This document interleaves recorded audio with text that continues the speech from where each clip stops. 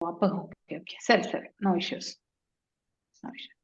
Yes, Mother. Okay. Om Namo Bhagavate Vasudevaya. Om Namo Bhagavate Vasudevaya.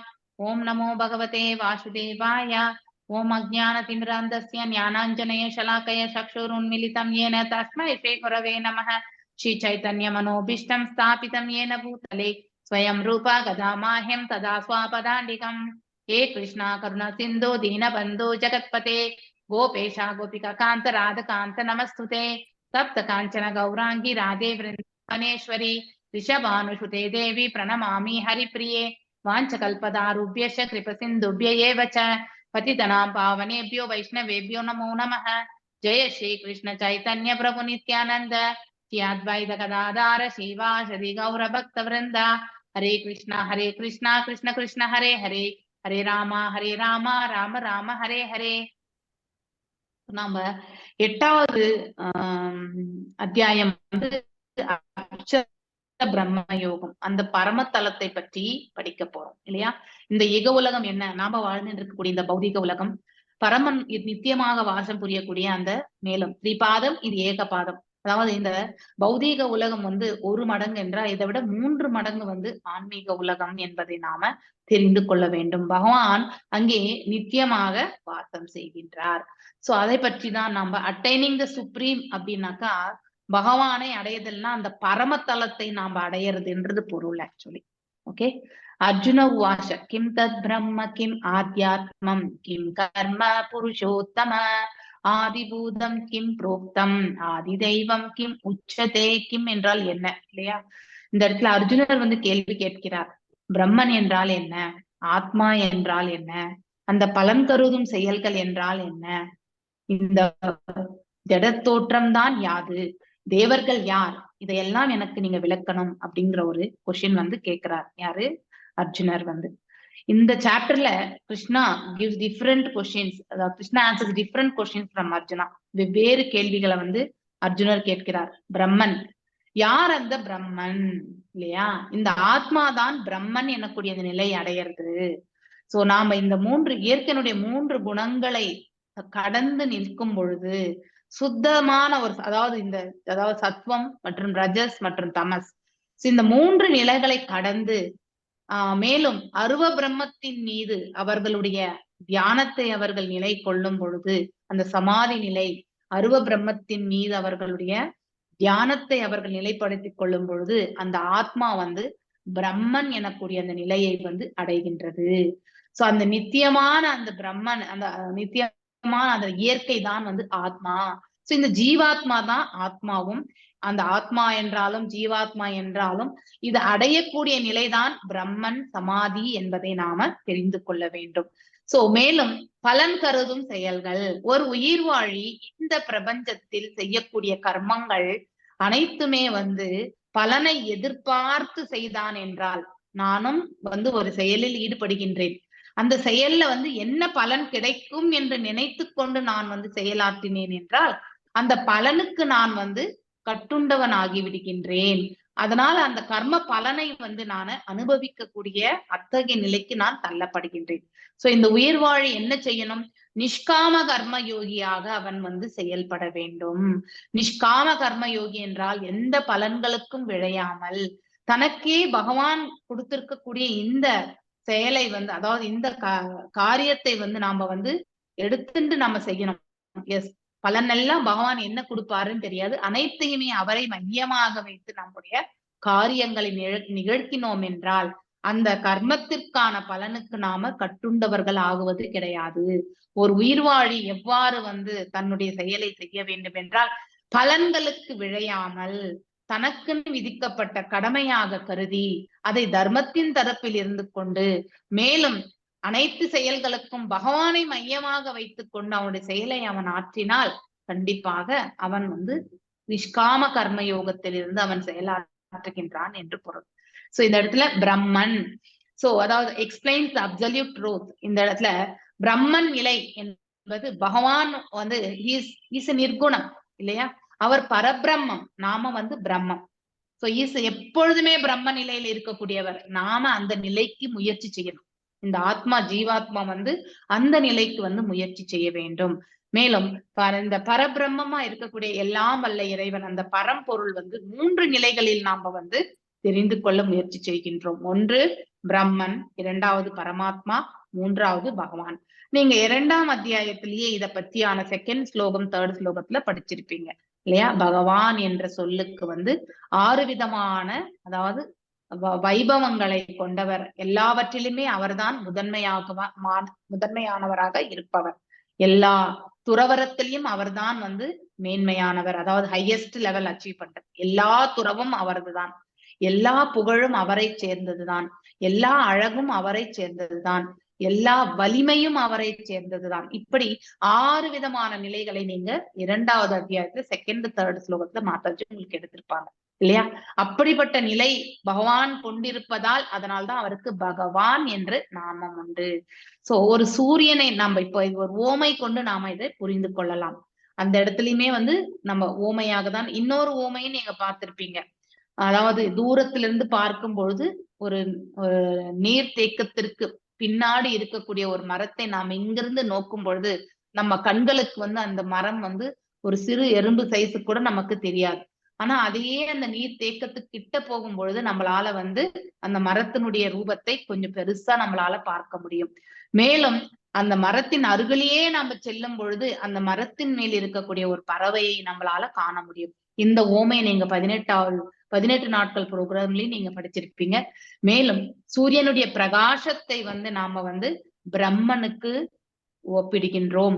பிரம்மன் என்பது இந்த இடத்துல அருவமான நிலை, பகவானுடைய ஆற்றலை வந்து குறிக்கக்கூடிய நிலை, அதுதான் பிரம்மம் என்பதை நாம தெரிந்து கொள்ள வேண்டும். பிரகாசம் வந்து எல்லா இடங்களிலுமே பரவி இருக்கின்றது இல்லையா?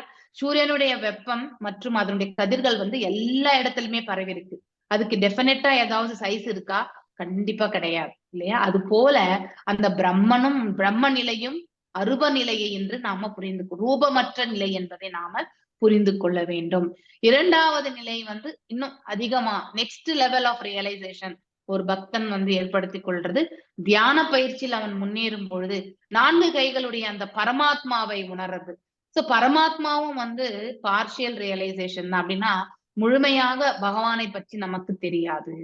2 கைகளுடைய ரூபத்தை பற்றி நாம உணர்வதுதான் வந்து அந்த பகவான் நிலை என்பதை நாம புரிந்து கொள்ள வேண்டும். அதற்கு பக்தி, பாவம் இல்லையா, ரிலேஷன்ஷிப் இல்லையா, பாவம் என்பது நமக்கு பகவான் இந்த ஜீவாத்மா பரமாத்மாவோட வந்து தொடர்பை ஏற்படுத்தி கொள்ளும் பொழுதுதான் அது எந்த விதமான தொடர்பு, 5 விதமான தொடர்புகளால் பகவானை நாம ஏற்படுத்தி கொள்கின்றோம். ஒன்று சாந்த ரசா, அடுத்து சாக்கிய ரசா, அடுத்து வாசல்ய ரசா, மாதுரிய ரசா மற்றும் வந்து தாஷ்ய ரசா. சோ இந்த 5 ரசங்கள்ல ஏதோ ஒரு முறையில பகவானை நம்ம உணர்றதுக்கான அந்த பக்குவம், இதெல்லாமே பக்தியினுடைய படிகள் தான், அளவு. சோ நம்ம முதல்ல நம்ம என்ட்ரி லெவல்ல இருக்கும் பொழுது ஃபர்ஸ்ட் நம்மளால கண்ணுக்கே வந்து தெரியாத பகவானை வந்து அரூபத்தன்மையில தான் நம்ம வந்து ரியலைஸ் பண்ணோம் இல்லையா? ஆற்றல் சிலதெல்லாம் நமக்கு வந்து எஸ் இங்க இடத்துல போக்கஸ் பண்ணுங்க அப்படின்னு சொல்லுவாங்க. அந்த போக்கஸ்ல பிரகாசத்தின் மீது நம்ம போக்கஸ் பண்ணும் பொழுது அது அரூபத்தன்மை, கண்டிப்பா ஆற்றல் உண்டு, அந்த ஆற்றலை நம்மளால உணர முடியும். எஸ் அரூப நிலையிலுமே பகவானை அடையக்கூடியவர்கள் உண்டு, ஆனால் அது மிக கடினமான பாதை, அது எல்லோராலுமே வந்து அதாவது வெற்றி பெற முடியாது. ஆனால் பக்தி கொண்டு நம்ம புலன்களை அடக்குவது இதெல்லாம் நமக்கு சுலபமான ஒன்று.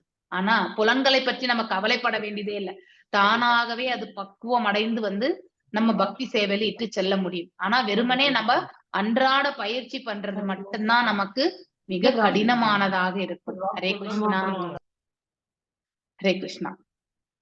பிரம்மன் எனக்கூடிய நிலை வந்து எல்லா இடங்களிலுமே பரமாத்மா எவ்வாறு ஜடத்திலையும் சேதனத்திலுமே இருக்காரோ அவர் தோன்றாத அருவ நிலையில் இருக்கார் இல்லையா, அதுதான் பிரம்மன் என்று சொல்லப்படுவது.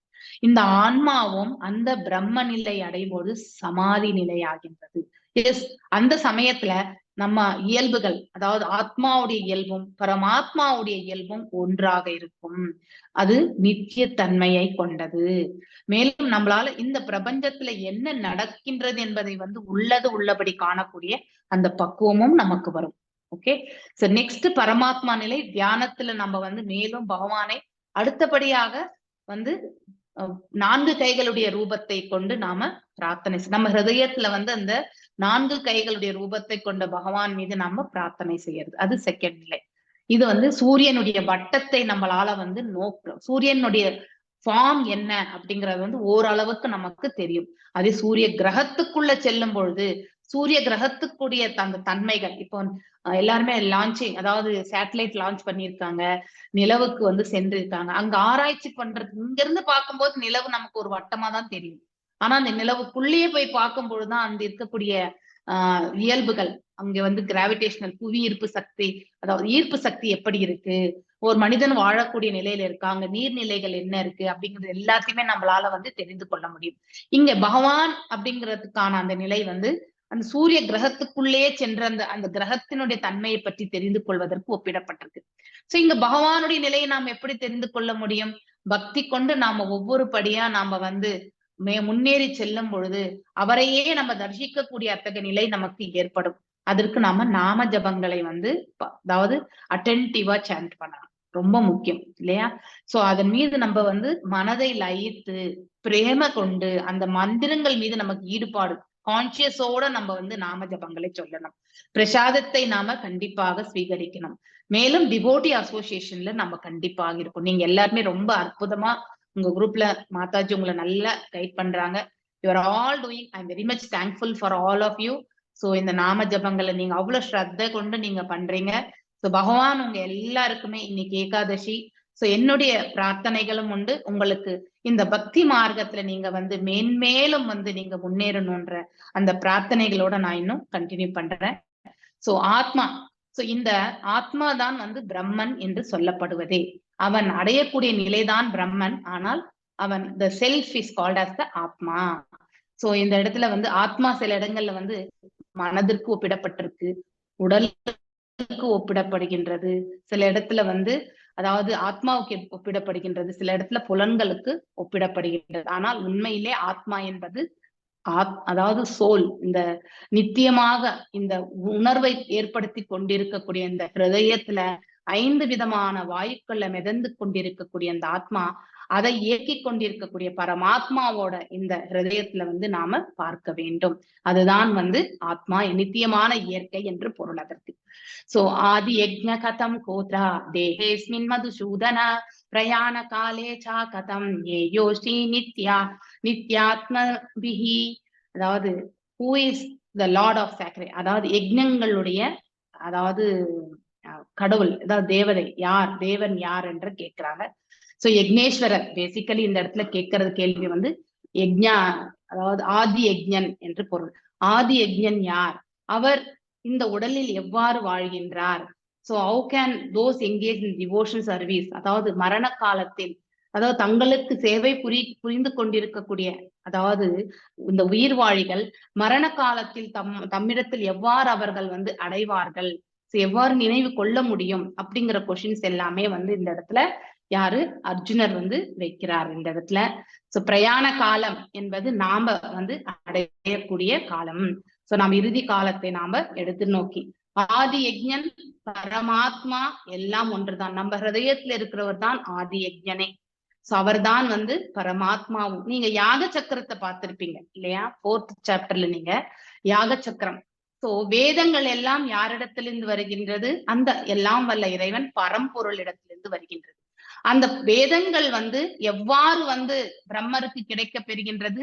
பிரம்மரும் வந்து அந்த கர்ப்போத கசாய் விஷ்ணுனுடைய நாபியிலிருந்து இந்த தாமரை கமலத்தில் அவர் வந்து அவதரிக்கும் பொழுது அவரும் எழுந்து அவரை சுற்றி வந்து அவர் படைக்கப்பட்ட பொழுது அவரை சுற்றி வந்து இருள்மயமாகிருந்தது.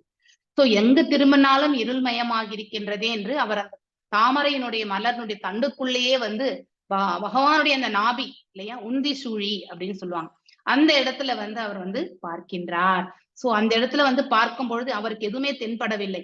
சோ மீண்டும் வந்து மேல வந்து அந்த தாமரை மலரிலிருந்து அவர் வெளியே வரணும்னு பாதங்களை எடுத்து வைக்கிற போது சோ தப எனக்கூடிய 2 சொற்களை வந்து அவர் வந்து கேட்கின்றார். இந்த 2 சொற்களை அவர் கேட்ட பொழுது அவருக்கு நமக்கு மேல இருக்கக்கூடிய ஹையஸ்ட் அத்தாரிட்டி கிட்ட இருந்து இந்த 2 வார்த்தைகள் வந்ததை அவர் இமீடியட்டா அதை கேட்டு அங்கேயே உட்கார்ந்து அவர் வந்து 1000 யுகங்கள் வந்து தவத்தை மேற்கொள்கிறார். அவருடைய தவத்தையும் பக்தியையும் மெச்சி பகவான் வேத சாஸ்திரங்கள் அனைத்தையுமே அவருடைய ஹிருதயத்தில் இருந்து கொண்டே, அப்போ அவருக்கு தரிசனம் அவருடைய ஹிருதயத்துல வருது. ரத்தினங்கள் பதித்த சிம்மாசனம் மீது மகாவிஷ்ணுவாக வந்து அவருடைய ஹிருதயத்துல வந்து பகவான் வந்து அவருக்கு காட்சி தந்து வேதங்கள் அனைத்தையுமே அவருக்கு வந்து வேத ஞானத்தை வந்து போதிக்கிறார். அதன் பிறகுதான் பிரம்மர் வந்து இரண்டாம், அதாவது விசர்க்கம் இல்லையா, இரண்டாம் படைப்பு எனக்கூடிய இந்த உயிர் வாழிகளை எல்லாம் படைக்கக்கூடிய தொழில் அவர் வந்து செயல்படுகின்றார். சோ இந்த ஹிருதயத்துல இருக்கக்கூடிய இந்த யாக சக்கரம் எதற்கு சொன்னேன்னாக்கா, யஜ்ஞங்களுக்கு அவர்தான் வந்து, அதாவது யக்னேஸ்வரராக இருப்பவரும் அவர்தான், ஆதி யஜ்ஞனும் அவர்தான். சோ வேதங்களால வந்து பிராமணர்கள் வந்து யஜ்ஞங்களை வளர்க்கிறார்கள். அந்த யஜ்ஞங்கள்னால வந்து தேவர்கள் எல்லாமே மகிழ்ச்சி உற்று நமக்கு மழையாக, நமக்கு மழை வந்து பொழிகின்றது. மழையினால் வந்து விளைச்சல் என்பது ஏற்படுகின்றது. அதாவது ஃபார்மர்ஸ் இல்லையா, அதாவது விவசாயிகள் விவசாயம் செய்யறாங்க, அதை மீண்டும் வந்து வியாபாரிகள் எடுத்து நமக்கு எல்லாமே உணவு என்னது, எல்லா மக்களுக்கும் உணவு வழங்க வேண்டும் இல்லையா. சோ அதையும் வந்து வியாபாரம் செய்து நம்மளும் அதை வந்து விற்பனை செய்யும் போது வாங்கி நம்ம வீட்லயும் வந்து சமையலுக்காக அதை உபயோகப்படுத்துறோம் இல்லையா. சோ தானியங்கள் வருகின்றது, தானியத்தினால் நம்ம உணவு சமைக்கின்றோம். படைத்த அந்த உணவை வந்து பகவானுக்கு நைவேத்தியமாக நாம படைத்து அதை நாம உண்கின்றோம். சோ அந்த உண்ணக்கூடிய அந்த உணவுனுடைய செரிமானத்துல வந்து, அதாவது விந்துவின் ரூபத்துல வந்து ஒரு தாயினுடைய கருவுல வந்து நாம ஒரு ஜீவன் வந்து ஜனிக்கின்றது. சோ யக்னேஸ்வரர், யக்னத்தினுடைய இதுல மகிமை. அதனாலதான் யாக சக்கரத்தை நாம இந்த இடத்துல உங்களுக்கு நான் நினைவு கூறுகின்றேன். சோ சாக்ரிஃபைசஸ், யக்னங்களுடைய அந்த ஆதி யக்ஞன் யார் என்றால் எல்லாம் வல்ல இறைவன் அவர்தான். அவர் இந்த உடல்ல எங்க இருக்கார் அப்படின்னா, நம்ம இந்த பரமாத்மாவா இருக்கிறவரே, க்ஷீரோத கஷாய விஷ்ணுவாக இருப்பவரே அவர்தான் ஆதி யக்ஞன். சோ நாம படைக்கக்கூடிய அனைத்து யக்னங்களுமே அவருக்குத்தான் போய் சேருகின்றது என்பதை நாம கண்டிப்பாக புரிந்து கொள்ள வேண்டும். இத பத்தி மீண்டும் வந்து அடுத்த இதுல படிச்சுட்டே வருவோம்ல, அப்ப பார்க்கலாம். ஸ்ரீ பகவான் அக்ஷரம் பரம் பிரம்ம பரமம் ஸ்வபாவோ ஆத்யாத்மம் உச்சத்தை. ஆத்யாத்மம் என்றால் இந்த உடலுக்கும் மனசுக்கும், அதாவது ஆத்மாவுக்கும் இடையில நடக்கக்கூடிய, அதாவது பரிமாற்றங்கள். சோ ஒரு உந்துதல் என்பது மனசு. இந்த ஆத்மா என்ன செய்யணும்னா, வெறுமனே வந்து தாட் ப்ராசஸ் மட்டும்தான், அதாவது நினைவை மட்டும்தான், திங்கிங் மட்டும்தான் பண்ணும். சோ இந்த செயலை செய்யணும் அப்படிங்கறத வந்து மனசுல ஒரு ஒரு உந்துதலை அது ஏற்படுத்தி கொள்ளும், அவ்வளவுதான். ஆனா அதுக்கப்புறம் இந்த புத்தி என்ன செய்யும், மனதை இயக்கி, மனது என்ன செய்யும், புலன்களை செயல்பட வைக்கும். உண்மையிலே வேற எந்த செயலும் ஆத்மா டைரக்டா எதுவுமே ஈடுபடுறது கிடையாது. இது எனக்கு வேண்டும், இப்ப இந்த இடத்துல ஒரு பாட்டில் இருக்கு, இந்த பாட்டில் தண்ணி இருக்கு, என்ன நான் இப்ப உங்களுக்கு கிளாஸ் எடுத்துட்டே இருக்கேன், ஆனா எனக்கு இப்போ தாகம் எடுக்கக்கூடிய அந்த நிலை ஏற்படுகின்றது. அப்போ எனக்கு உள்ளுக்குள்ள இருந்து ஒரு உணர்வு ஏற்படுகின்றது. இந்த தாகத்தை எப்படி நான் இந்த இடத்துல இருந்து தனித்து கொள்ள முடியும், என்ன சுத்தி என்ன இருக்கு அப்படின்றது வந்து நம்ம பார்த்துட்டே இருக்கும்பொழுது இந்த பாட்டில் எனக்கு தென்படுது இல்லையா. சோ இத தண்ணி நம்ம குடிக்கணும்ன்ற அந்த ஒரே ஒரு இது வந்து ஆத்மாவிலிருந்து வரக்கூடிய ஒரு இன்வோகேஷன் தான் இல்லையா. இட் வில் இன்வோக், ஒரு ஆசையை வந்து உற்பத்தி செய்யும். அந்த உற்பத்தி வந்து இந்த புத்திக்கு தான் அது வந்து அந்த இம்பல்ஸ வந்து, அந்த நினைவலையை வந்து இந்த புத்திக்கு கொடுக்கும். எல்லாருக்குமே இதுதான் காமன் கான்செப்ட். இந்த புத்தி என்ன பண்ணுனா, மனதை வந்து அதன் தரப்பில், அந்த பொருளின் தரப்பில வந்து ஈர்த்து செல்லும். சோ உடனே அது கை கெட்டின தூரத்துல இருக்கான்ற இந்த புத்தியும் மனசும் வேலை செய்து இந்த புலன், சோ இந்த தொடு புலனா இருக்கக்கூடிய இந்த கையை உபயோகப்படுத்தி இந்த பாட்டில நான் எடுத்துருவேன். சோ உண்மையிலே இந்த ஆத்மா எந்த செயலுமே டைரக்டா செய்யறது கிடையாது. ஆனா ஒரே ஒண்ணு, தாட் ப்ராசஸ் மட்டும்தான் அது கொடுக்கும். சோ இதை இன்வோக் பண்ணி விட்டுடுச்சுன்னா புத்தி, மனசு, புலன்கள், அதாவது 10 புலன்கள், 5 புலன்களுடைய செயல்கள், இதை எல்லாம் இயக்கி வந்து அது செயல்பட ஆரம்பிக்கும் இல்லையா. சோ அதனால அக்ஷரம் பிரம்ம பரமம் சுபாவோ ஆத்யாத்மா. அதனால ஆத்யாத்மம் என்பது இந்த ஆத்மாவுக்கும் இந்த உடலுக்கு சம்பந்தப்பட்டது எது, ஸ்தூலம் சூக்ஷ்மம் இல்லையா. இந்த ஸ்தூலமாக இருப்பது எது, பஞ்சமகாபூதங்கள் இல்லையா. இந்த உடல் பூமியோட சம்பந்தப்பட்டது. சோ இந்த உடல்ல ஓடக்கூடிய இந்த ஜலமா ஓடக்கூடிய இந்த ரத்தம் வந்து நீருக்கு வந்து ஒப்பிடுகின்றோம் பஞ்சமகாபூதங்கள்ல. அடுத்து நம்ம வந்து சுவாசிக்கின்றோம், அது வாயுக்கு ஒப்பிடப்பட்டிருக்கிறது. நம்ம உண்ணக்கூடிய உணவு, நீங்க ஆல்ரெடி மாதாஜி உங்களுக்கு வந்து பிரம்மபுச்சம் சொல்லியிருக்காங்க இல்லையா. அதாவது அன்னமயா, பிராணமயா, ஞானமயா, விஞ்ஞானமயா, அடுத்து ஆனந்தமயா, இந்த 5 நிலைகளை பற்றி உங்களுக்கு சொல்லியிருப்பாங்க. சோ வயிற்றுல உணவு செரிமானம் ஆறது பகவான், அந்த பரமாத்மா வந்து அக்னி ஸ்வரூபத்துல, அதாவது நம்ம கெமிக்கல் ரியாக்ஷன் கெமிக்கல் இதை வச்சு பேசணும்னாக்கா HClன்னு சொல்லுவோம் நம்ம. ஆனா உள்ளுக்குள்ள பரமாத்மா வந்து அக்னி, அந்த உணவை வந்து செரிமானம் செய்யக்கூடிய அந்த அக்னியாக அவர் இருக்கின்றார். சோ அதனால அந்த அக்னியும் வந்து அந்த நிலையில நாம பார்க்கின்றோம் இல்லையா. இந்த உடல்ல வெற்றிடம் என்று இருந்தால் அது வந்து ஆகாயத்திற்கு வந்து ஒப்பிடணும். இந்த பிரதானா என்று சொல்றோம் இல்லையா, அது வந்து சூக்ஷ்மம் என்று நாம சொல்லப்படுகின்றது. அன்மேனிஃபெஸ்டட் ஃபார்ம் அதுதான் வந்து பிரதானா. சோ அந்த பிரதானா என்பது அதுதான்.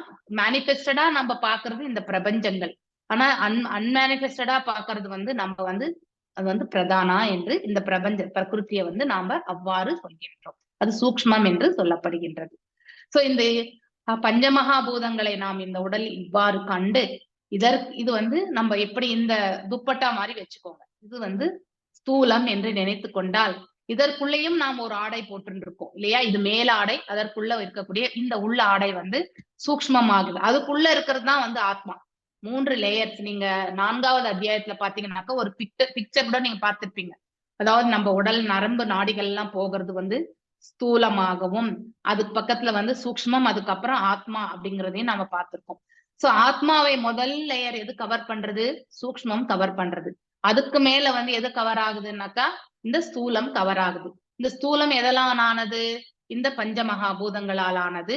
அதோட வந்து 10 புலன்கள், அதாவது இந்த கண், அதாவது 2 கண்கள், 2 நாசிகள், வாய், 2 காதுகள், இந்த அதாவது ஸ்கின், இந்த தோல், இது எல்லாமே வந்து அதாவது ஞானேந்திரியங்களாக சொல்லப்படுகின்றது. ஏன்னா இதெல்லாமே இயங்கக்கூடியது தானாகவே. ஞானத்தை கண்ணு வந்து இதை பார்க்கணுமா பார்க்க கூடாதுன்னு கண்ணே டிசைட் பண்ணும். கண்டிப்பாக அது மனசுக்கும் புத்திக்கும் இடையில வந்து போராட்டம் நடத்தி இந்த கண் என்ன பண்ணும், கண்டிப்பா டிசைட் பண்ணும் இந்த காட்சியை நம்ம காணணுமா வேணாமா அப்படிங்கிறது. ஆனா ஒர்க்கிங் சென்சஸ் அப்படி கிடையாது, செகண்டரி சென்சஸ் இல்லையா. அதாவது பிறப்பு உறுப்புகள், அடுத்து வந்து கழிவு உறுப்புகள், அதுக்கப்புறம் கால்கள், அதுக்கப்புறம் கைகள், இதெல்லாமே வந்து நம்ம வந்து உண்ணுதல், செயல்படக்கூடிய செயல், அதாவது டேஸ்ட் பண்றது. இந்த கர்மேந்திரியங்கள் வந்து இந்த ஞானேந்திரியங்களுடைய டிபெண்டன்ஸ்ல தான் வந்து செயல்படும். மேலும் புலன்களுடைய செயல்கள். சோ புலன்கள் என்ன செய்யும்? அதாவது அந்த ஒரு நிமிஷம் இருக்கு, உங்களுக்கு என்கிட்ட அந்த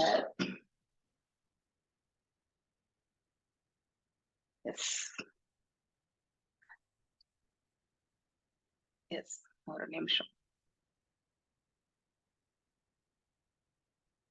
நான் உங்களுக்கு இந்த சாப்டர்னு எடுக்கல, ஒரு ஜென்ரலா உங்களுக்கு ஒரு பிலாசபி மட்டும் உங்களுக்கு தெரியணுன்றதுக்காக தான் இதெல்லாமே நான் செய்யறேன். சோ 24 பண்புகளை பற்றி நாம் இந்த இடத்துல ஆல்ரெடி உங்களுக்கு மாதாஜி எடுத்திருப்பாங்க, ஆனாலும் நான் ஒரு வாட்டி ரிஃப்ரெஷ் பண்றேன். சோ பஞ்சமகாபூதங்களை பத்தி நான் உங்களுக்கு ஆல்ரெடி சொல்லியாச்சு. அடுத்து அகங்காரம், புத்தி மற்றும் வந்து தோன்றாத இந்த இயற்கை வந்து நம்ம எல்லாருமே எவ்வாறு இயங்கிக் கொண்டிருக்கின்றோம்? இந்த இயற்கையினுடைய 3 குணங்களில் ஒன்றால நாம இயங்கிக் கொண்டிருக்கின்றோம் இல்லையா. மாயையினுடைய இது வந்து எந்த ரூபத்துல நாம இந்த இடத்துல பார்க்கிறோம்? 3 குணங்கள்ல தான் பார்க்கிறோம். அதனால 3 விதமான துயரங்கள்ல நாம் எப்பவுமே நம்ம உழண்டு கொண்டுதான் இருக்கோம். ஆத்மா, ஆத்தியாத்மம், ஆதி பௌத்திகம், ஆதி தெய்வீகம், இந்த 3 விதமான துயரங்கள்ல மும்மடங்கு துயரங்கள் அப்படின்றத வந்து மாதாஜி உங்களுக்கு ஆல்ரெடி எடுத்திருப்பாங்க. சோ அந்த தோன்றாததுன்னா நம்ம கண்ணுக்கே புலப்படாத ஒன்று என்று அர்த்தம். சோ அப்படிப்பட்ட ஒரு பண்பு. மேலும் கண்கள், காதுகள், நாசி, அடுத்து அதாவது நாக்கு, அதாவது மற்றும் தொடு உணர்ச்சி, இது வந்து 5மே வந்து நமக்கு வந்து அக்வைரிங் சென்சஸ் இல்லையா. அடுத்து கர்மேந்திரியங்கள், பேசுதல், அடுத்து நடத்தல், கால்களால் நம்ம நடக்கிறோம், கைகளால வந்து செயல்படுகின்றோம். அதே மாதிரி பிறப்பு உறுப்புகள், கழிவு உறுப்புகள், இது எல்லாமே அந்த மேல இருக்கக்கூடிய அந்த ஞானேந்திரியங்களுக்கும் சம்பந்தப்பட்டதுதான். இது இயங்கும் பொழுது இதை வச்சுதான் இது எல்லாமே இயங்க ஆரம்பிக்கும். இது இண்டிவிஜுவலா இயங்காது, தனித்து இயங்காது. ஆனா இதெல்லாம் தனித்து இயங்கும், இது தனித்து இயங்காது, டிபெண்டன்ட். அதனால இது ஒர்க்கிங் சென்சஸ் கர்மேந்திரியங்கள் சொல்லப்பட்டிருக்கு. புலன்களின் செயல்கள், நுகருதல் இல்லையா. அந்த நாசியெல்லாம் நம்ம வந்து நுகர்வோம். அடுத்து ருசித்தல், நம்ம வந்து சாப்பிடுற நம்ம அதனுடைய டேஸ்ட் என்னன்றது வந்து நம்ம கண்டிப்பா கண்டுபிடிப்போம். வார்மத் அப்படின்னா பார்க்கிறது, கண்ணால நம்ம பார்க்கும் பொழுது அதனுடைய உணர்வை நாம வந்து ஃபீல் பண்றதுதான் வார்மத். அடுத்து தொடுதல், சோ கைகாலால வந்து நம்ம வந்து தொடுறோம். கேட்டல், சப்தம் இல்லையா, நம்ம வந்து கேட்கிறது என்பது காதால நம்ம கேட்கின்றோம், அது சப்தம் என்று சொல்லப்படுகின்றது. இந்த 5மே வந்து புலன்களுடைய செயல்கள். இதுதான் நீங்க பின்னாடி வரக்கூடிய சாப்டர்ஸ்ல படிப்பீங்க. புருஷோத்தம யோகத்துல படிப்பீங்க. அதுல ட்விக்ஸ்ன்னு சொல்லுவாங்க, அதாவது தளிர்கள். சோ அந்த தளிர்கள் எல்லாமே வந்து புலன்களுடைய செயல்களுக்கு ஒப்பிடப்பட்டிருக்கு. சோ அது பின்னாடி வரும், நீங்க அப்ப படிப்பீங்க. அதோட கலந்து மிகப்பெரிய ஒரு பண்பு எதுன்னா மனசு. எல்லாத்துக்குமே மூல காரணம் இந்த மனசுதான். இவனே மிகப்பெரிய நண்பன், இவனை விட சிறந்த நண்பன் யாரும் கிடையாது. இவனை விட அதாவது மோசமான பகைவனும் யாரும் கிடையாது. நமக்கு நம்ம சுத்தி இருக்கிறவங்க வந்து அதாவது நல்லவங்க கெட்டவங்கன்னு யாருமே கிடையாது. எல்லாம் நம்ம மனசுதான் காரணம். ஒருத்தரை நல்லவனாகவும் தீயவனாகவும் நாம புரிந்து கொள்வது எதனால் என்றால் நம்ம மனசு, அவங்க மீது இருக்கக்கூடிய தாட் ப்ராசஸ். அவங்க இப்படிப்பட்டவங்க தான் அப்படின்னு நம்ம மனசை எடுத்துட்டு போனோம்னா அதுக்கேத்த மாதிரி புத்தி என்ன பண்ணும், மனசை வந்து இயக்கும். நமக்கு இருக்கக்கூடிய குணாதிசயத்துக்கு ஏற்றவாறு இந்த புலன்கள் எல்லாம் செயல்பட ஆரம்பித்து விடும். இதுதான் இந்த லாஜிக். இதை நம்ம நன்னா தெரிஞ்சின்றாலே ஈஸியா நம்ம வந்து இது வந்து 13வது சாப்டர்னுடைய இது. ஸோ இது நான் 18 days அப்ப நான் வந்து ப்ரிப்பேர் பண்ண ஒன்று நோட்ஸ். இது ஐ திங்க் 2021 நோட்ஸ் இது. ஸோ இது இன்னும் இந்த இதுலயே இருக்கு. இந்த பிரம்மபுச்சம் வந்து உங்களுக்கு ஆல்ரெடி மாதாஜி எடுத்திருப்பாங்க. ஸோ களத்தை அறிபவன், இதெல்லாம் உங்களுக்கு எதுவும் டவுட் இல்லைல்ல? You don't have any issues? ஒரு வாட்டி களம் என்ன கஷேத்திரம் மாதாஜி. களம் என்றால் இப்ப நம்ம கூட வயல் இருக்கு, அது களம் சொல்றோம் இல்லையா? சோ ஒரு எக்ஸாம்பிள்கா சொல்றேன் நான். அதே மாதிரி புண்ணிய கஷேத்திரம் என்று சொல்லும், அதுவும் ஒரு ஸ்தலம் தான். களம், ஸ்தலம், கஷேத்திரம் எல்லாம் ஒன்றுதான். சோ ஒரு உயிர் வாழிக்கு எது களம்? ஆக்சுவலி நாம எங்க இருக்கோம்? இந்த உடல்ல ஒட்டின்னு இருக்கோம் இல்லையா? இந்த உடல்ல ஹிருதயத்துல 5 விதமான வாயுக்கள், அதாவது அப்பானா, பிராணா, வயானா, சமானா, உதானா, இந்த 5 விதமான வாயுக்கள்ல வந்து நாம மிதந்து இருக்கோம் நம்ம. சோ அதை இயக்கி கொண்டிருக்கிறது யாரு? அந்த பரமாத்மா. இதுல உங்களுக்கு எந்த டவுட் இருக்காது இல்லையா? சோ இந்த உடல் தான் இந்த ஜீவனுக்கு வந்து களம். சோ இந்த களத்துக்கு உரியவன் நாம. இந்த ஒரு களத்துக்கு மட்டும்தான் உரியவர்கள். அதனாலதான் நாம அது களம் என்பது கஷேத்திரம். இந்த கஷேத்திரம் வந்து உடல். இந்த கஷேத்திரத்திற்கு உரியவனா இருக்கக்கூடிய நாம கஷேத்திரஜன் ஆகின்றான். ஆனால் பகவான் எல்லா களங்களை பற்றியும் அறிவார். எல்லா களங்களிலுமே அவர் இருக்கின்றார் இல்லையா? So he is knower of all the fields. எல்லா களத்தையும் அறிபவர் எல்லாம் வல்ல இறைவன் அவர் ஒருத்தர் தான். ஏன்னா அனைத்து ஜீவன்களையுமே அவர் தான் வந்து இயக்கி கொண்டிருக்கிறார். நாம இந்த ஒரு களத்தை பற்றி மட்டும்தான் நம்மளால புரிந்து கொள்ள முடியும். நம்ம உடல்ல என்ன வேரியேஷன் ஆகுது, நமக்கு ஏதோ உபாதை வருது, நமக்கு வயிறு வலி வருது, தலைவலி வருது, இது எல்லாமே நம்ம மனசுல என்ன இருக்கு, நம்ம இப்ப பேசுறது உண்மையாதான் பேசிட்டு இருக்கோமா, நம்ம அடுத்தவங்களுக்கு வந்து கஷ்டத்தை கொடுக்குறோமா, இல்ல நமக்கு இவங்க கஷ்டத்தை கொடுக்குறாங்களா அப்படின்னு நம்ம மனசுல அலைப்பாய்ந்து இருக்கோம் இல்லையா யோசனைகள். இதெல்லாம் நமக்கு மட்டும்தான் தெரியும் இல்லையா? இந்த களத்தை மட்டும் அறிபவன் இந்த களத்துக்குரியவன் தான். வேற இன்னொருத்தர் நம்ம பக்கத்திலேயே ஒருத்தர் இருந்தாலும் அவங்களுடைய களத்துல என்ன நடந்திருக்கிறது நம்ம அறிய மாட்டோம். ஆனால் பகவானுக்கு தெரியும். சோ என்ன, அவர் அனைத்து களங்களுக்குமே வந்து அவர்தான் வந்து உரிமையாளரே. சோ அனைத்து களங்களுக்கும் உரிமையாளராக இருக்கக்கூடிய பகவான் அனைத்து களங்களை பற்றியும் அவருக்கு மட்டும்தான் தெரியும். ஆனா நமக்கு நம்ம களத்தை மட்டும்தான் தெரியும். சோ உண்மையான அந்த உன்னதமான ஞானம் என்பது என்னன்னா நாலேஜை பத்தி நம்ம படிக்கிறோம் இந்த 13வது அத்தியாயத்துல. இந்த களத்தை அறிபவன் ஆத்மா, இந்த ஜீவாத்மா. மேலும் இந்த உடலுக்கு நாம செகண்டரி உரிமையாளர் தான், பிரதான உரிமையாளர் கூட கிடையாது. ஏன்னா அனைத்து களங்களுக்கும் உரிமையாளர், பிரதான உரிமையாளர் எல்லாம் வல்ல இறைவன் அவர் ஒருத்தர் தான். அதனால வந்து ஏன்னா இந்த யாக சக்கரத்தின் மூலியமாக நாம இந்த புவிக்கு வந்து ஒரு தாயினுடைய கருவில் அவதரிக்கிறதும் அவருடைய கருணையால தான். அதுவும் எதன் அடிப்படையில நாம அவதரிக்கின்றோம்? நம்ம கர்ம பலன். நாம மரணிக்கும் பொழுது இந்த ஸ்தூல உடல் மட்டும்தான் இந்த மண்ணுக்கு போறது.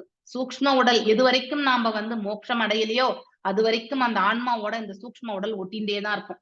மனசுல எத்தனை உணர்வுகள் இருக்கும் இல்லையா? சோ காற்று எவ்வாறு நறுமணத்தை வந்து எடுத்து செல்கின்றதோ அது போல இந்த உடல்ல இருக்கக்கூடிய இந்த ஜீவாத்மா நம்முடைய உணர்வுகள் எல்லாமே வந்து தாங்கி இன்னொரு உடலுக்கு எடுத்து செல்கின்றது. இவ்வளவுதான் நம்ம டிரான்ஸ்மைக்ரேஷன் ஆஃப் த சோல் அப்படின்னு சொல்றோம் இல்லையா? ஓர் உடலிலிருந்து இன்னொரு உடலுக்கு நாம வந்து தாவுகின்றோம். அவ்வளவுதான். நம்முடைய கர்ம பலன் கேற்றவாறு எப்போ இந்த பாவம் புண்ணியம் இந்த ரெண்டுமே நமக்கு வந்து சூன்யமாகின்றதோ, அதாவது ஏதுமற்ற நிலை ஆகின்றதோ, அப்பதான் நம்ம பிறவாத வரத்தை, டெத்லெஸ்னஸ், பிறவாத வரம் மீண்டும், அதாவது மரணிக்காத தன்மையை வந்து நாம் ஏற்படுத்துகின்றோம். சோ அது வரைக்கும் நாம மீண்டும் மீண்டும் இந்த புவியில வந்து பிறந்து கொண்டுதான் இருப்போம். சோ இதோட சேர்ந்து பரமாத்மா என்னன்னா, அதாவது அனைத்து உயிர்வாழிகளினுடைய உரிமையாளரும் அவர்தான் மேற்கூறிய இந்த 3 நிலைகளை பற்றி, அதாவது இந்த உடல் என்றால் என்ன, ஆன்மா என்றால் என்ன, அந்த பரமாத்மா யார், இந்த 3ஐ பற்றியுமே வந்து யார் ஒருத்தர் வந்து சின்னமாக அறிகிறாரோ அவரே உண்மையான ஞானத்தை அறிபவராகிறார். சோ ஞானம் என்பது அதுதான். நாம எல்லாமே ஏட்டுக்கல்வியில படிக்கிறது எல்லாமே பகுத்தறிவு இல்லையா, இன்டெலிஜென்ஸ், ஒரு ஸ்கில். நாம ஒரு வக்கீலாகவோ ஒரு டாக்டராகவோ ஒரு இன்ஜினியராகவோ ஆகணும்னா அந்த பாடத்தொகுப்பை நம்ம படிச்சுட்டு அந்த செயல்ல போய் நாம் ஈடுபடுகின்றோம். அது இந்த பௌதீகத்துல நாம உயிர் வாழ்வதற்காக செய்யக்கூடிய செயல். அது வந்து ஞானம் கிடையாது. எந்த ஒரு கல்வி ஆலயத்திலுமே ஞானத்தை பற்றி, ஆத்மாவை பற்றியோ பரமாத்மாவை பற்றியோ சொல்லி கொடுக்கறதே கிடையாது இல்லையா. இது எல்லாமே ஒரு குரு பரம்பரை வாயிலாதான் நம்ம எல்லாருமே கேட்டுட்டு இருக்கோம். அதுக்கும் பிராப்தத்தை நாம பெற்று இருக்கும்போது, பிராப்தம் பெறாதப்போ இத்தனை நாள் நாம கூட இந்த கொரோனா வரலன்னா இந்த பிளாட்ஃபார்முக்கே நாமளும் வந்திருக்க மாட்டோம் இல்லையா. அது வரைக்குமே நாமளும் வந்து அஜ்ஞானத்துலதான் வாழ்ந்துட்டு இருந்தோம். அட்லீஸ்ட் இது என்னன்னு நமக்கு தெரியறதுக்கான ஒரு வாய்ப்பை வந்து ஸ்ரீல பிரபுபாதர் அவருடைய இஸ்கான் இயக்கம் நமக்கு வந்து வாய்ப்பு கிடைச்சிருக்கு. நம்ம என்என்டி பிரபுஜி நமக்கு இந்த வாய்ப்பையும் வழங்கி இருக்கிறார். அதனால அவங்க எல்லாருக்குமே நம்முடைய நன்றிகளை நம்ம கண்டிப்பா தெரிவித்துக் கொள்ள வேண்டும். சோ களம் பிளஸ் களத்தை அறிபவன் அவன்தான் உயிர் வாழி. பரமாத்மா ஒவ்வொரு உயிர் வாழிலும் இருக்கிறார். அனைவரையுமே அவர் உள்ள நம்ம ஹிருதயத்திலும் இருக்கார், வெளியில வந்து அரூபமாகவும் நமக்கு, ஏன்னா நமக்கு அவரை பாக்குற அளவுக்கு நமக்கு இந்த கண்கள் வந்து we are not qualified. கடவுள் எங்கே அப்படின்னு நம்ம கொஸ்டின் கேட்கலாம் இல்லையா, கடவுள் இருக்காரா அப்படின்னு கொஸ்டின் கேட்கலாம். ஆனா அவரை காண்பதற்கான தகுதி நமக்கு இருக்கா அப்படிங்கிற ஒரு கொஸ்டின் நம்ம மனசுக்குள்ள என்றைக்குமே நாம எழுப்பிக் கொள்ள வேண்டும். ஒரு எல்கேஜி படிக்கிறதுக்கே ஒரு என்ட்ரன்ஸ் டெஸ்ட் வைக்கிறாங்க ஸ்கூல்ல இல்லையா, ஒரு மெடிக்கல் காலேஜுக்கு போறதுக்கு ஒரு நீட் எக்ஸாம் வைக்கிறாங்க, ஒரு இன்ஜினியரிங் காலேஜுக்கு போகிறதுக்கும் வந்து கட் ஆஃப் மார்க்ஸ் வைக்கிறாங்க, அதுக்கும் வந்து ஒரு சிஇடின்னு வைக்கிறாங்க. இப்படி எல்லாத்துலயுமே காமன் என்ட்ரன்ஸ் டெஸ்ட் இதெல்லாம் வச்சுதான் நமக்கு ஒரு குவாலிஃபிகேட்டா போயிட்டு அங்க போய் உட்கார்றோம். அப்போ கடவுளை பார்ப்பது, நம்மளை படைச்ச அந்த பகவானை பார்ப்பதற்கு நமக்கு என்ன எலிஜிபிலிட்டின்னு நம்ம என்னைக்காவது நம்மளை பத்தி கொஸ்டின் கேட்டிருக்கோமா? கண்டிப்பாக கிடையாது. ஆனா நமக்கு கோபம் வரும்போதும் சரி, அதாவது விதண்டவாதம் பண்ணும் பொழுதும் சரி, கடவுள் எங்க இருக்கார் அப்படிங்கறது சாமான்யமா நம்ம கேட்டு விடுகின்றோம். அது எல்லாமே அஜ்ஞானத்தினுடைய நிலை. ஒரு நிமிஷம். ஐ திங்க் பிரம்மபுச்சம் ஆல்ரெடி உங்க மாதாஜி உங்களுக்கு எடுத்திருப்பாங்க. சோ அத பத்தி நான் சொல்ல வேண்டி இருக்காதுன்னு நினைக்கிறேன். சொல்லிடுங்க மாதாஜி, நான் பிரம்மபுச்சம் சொல்றேன். சோ பிரம்மபுச்சம் அப்படின்னா இந்த 5 நிலைகள். நம்ம பரமாத்மா இந்த உடல்ல எங்கெல்லாம் இருக்கு அப்படிங்கறத வந்து தெரிந்து கொள்வதுதான். ஆல்ரெடி சுவாசத்துல வந்து ஒரு பாமரனுக்கும் தெரியும், இந்த மூச்சு நின்னு போச்சுன்னா அதாவது இங்க இது வந்து பெணம் தான் அப்படின்னு நினைக்கக்கூடிய அந்த இது வந்து புத்தி நமக்கு இருக்கு இல்லையா. அதே மாதிரி உணவு சாப்பிடலன்னா நம்ம வந்து எவ்வளவு நாள் உயிர் வாழ்வோம்னு தெரியாதே அப்படின்னு நினைக்கக்கூடிய தன்மையும் வந்து ஒரு பாமரனுக்கு கூட தெரியும் இல்லையா. இந்த 2 நிலைகள் வந்து காமன் எல்லாருக்குமே தெரியக்கூடிய நிலைகள் தான். சோ இந்த சுவாசத்திலையும் வந்து அந்த வாயு இந்த இதுல வந்து அது அதாவது பிராணமயா ரூபத்துல வந்து பரமாத்மா இருக்கின்றார். மேலும் வயிற்றுல வந்து உணவு செரிமானக்கூடிய அந்த அக்னியில வந்து அங்கேயும் வந்து அன்னமய அந்த நிலையில வந்து பரமாத்மா இருக்கின்றார். 3வது வந்து அதாவது ஞானமயா அண்ட் விஞ்ஞானமயா. ஞானம் என்பது இந்த உடலுக்கும் ஆன்மாவுக்கும் சம்பந்தப்பட்ட நிலையில, அது 2க்கும் இடையில நடக்கக்கூடிய செயல்பாடுகள். இந்த ஆன்மா என்ன பண்ணும், புத்தியை வந்து உபயோகப்படுத்தி மனதை வந்து செயல்பட வைக்கும் இல்லையா. இந்த மனதிற்கு 3 நிலைகள், அதாவது 3 செயல்கள் செய்யும். மனது என்ன பண்ணும், யோசிக்கும். அடுத்து வந்து யோசிக்கும் போது அதன் மீது பற்றுதலையும் வந்து வளர்த்துக்கும். எனக்கு இப்போ ஒரு 10 சவர நகம் வாங்கணும்னு தோணுச்சு. நான் என்னுடைய தங்கையுடைய குழந்தைக்கு வந்து கல்யாணம், அதனால நானு அவளோட நகை கடைக்கு போனேன்னு வச்சுக்கோங்க. ஜிஆர்டி தான் போனேன். அங்க அவ எடுக்கும் பொழுது எனக்கும் என்ன மனசு வருது, எஸ் நானும் இந்த நகைய வாங்கலாம் இல்லையா அப்படின்னு ஒரு நினைக்கிறோம். அங்கேயே ஒரு 4 வாட்டி நம்ம சுத்திட்டு இருக்கும்போது ஃபர்ஸ்ட் வாட்டி பார்க்கும் பொழுது நமக்கு அதன் மேல் ஒரு ஈடுபாடு வருதுன்னு ஒரு தாட் ப்ராசஸ் எடுத்துட்டு வரோம் இல்லையா. நம்ம வந்து அதை வந்து யோசிக்க ஆரம்பிப்போம். யோசிச்ச பிறகு ஒரு 10 வாட்டி பார்க்க ஆரம்பிக்கும் பொழுது அதன் மீது நமக்கு இதை வாங்கியே ஆகணும்ன்ற ஒரு ஆசையை நமக்கு மனசுல ஏற்படுத்தும் இல்லையா. அதன் மீது நமக்கு வந்து ஒரு ஈடுபாடை நாம வளர்த்து விடுவோம், ஃபீலிங். அதுக்கப்புறம் வந்து அதன் மேல் ஆசையே நம்ம வந்து உறுதியாகி இதை வாங்கியே தீரணும் அப்படின்னு நினைப்போம். இந்த மூன்றுமே எதனால வருகின்றது? மனதினால் வருகின்றது இல்லையா? இந்த மூன்று செயல்களுமே மனதை கொண்டு செய்யக்கூடிய செயல்கள். இது வந்து அதுதான் வந்து ஞானம். அதாவது ஞானம் என்பது இந்த மூன்று செயல்களுக்குமே அதாவது சம்பந்தப்பட்டிருக்கக்கூடிய ஒன்று. ஒரு நிமிஷம்.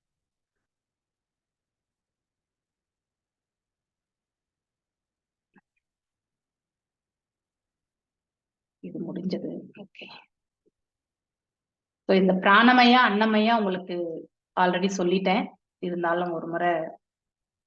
அன்னமயா, ஒரு உயிர்வாழி முதன்மை ஆதாரம் உணவு. உணவின்றி ஜீவன் இந்த பௌதீக உலகில் வாழ்வது இயலாது இல்லையா? அதனால பரமாத்மாவின் ஒரு நிலையாக இந்த உயிர்வாழின் களத்தில் நாம் அவரை வந்து உணர முடியும் இல்லையா?